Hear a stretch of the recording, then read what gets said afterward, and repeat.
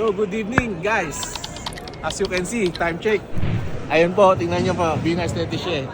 Malapit na mag 12 of flight in the midnight po, yan. Tingnan nyo na po, mag-ating gabi na. Ang dami pa rin tao sa paligid. Nandito sa main. Nasa main po kami, first district. Alam, kinaganda nung aming charge. Yan. Hindi amin ha, sa Austria pala. Kayo, mga turista, pag pupunta kayo dito, huwag nyo kalimutan. Doing ko nga pala, hotel. Pag dyan kayo uminom ng kape-kape, kita nyo ang buong kapaligiran dito sa taas. Maganda dyan sa taas. May konting kamahalan pero hindi makalimutan. Saka, pag sawa ka na maglakad, sa Vienna, meron kami dyan. Ikot-ikot. Tinutur kayo.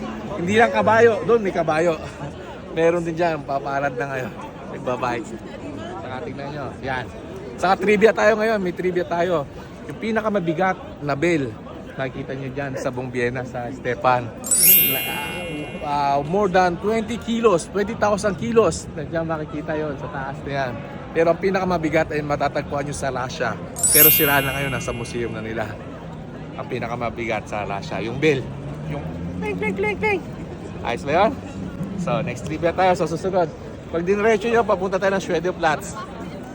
Doon naman, pwede kayo kumain ng mga Wiener sausage, ng mga noodles. At saka sa susunod, meron din kainan masarap pizza. Very affordable. Huwag nyo kalimutang puntahan yun. Yun ay nag-guarantee sa inyo. Ayos.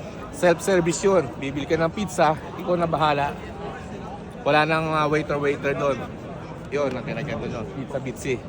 Sa susunod, may ice cream din. Papakita ko sa susunod. Bye-bye.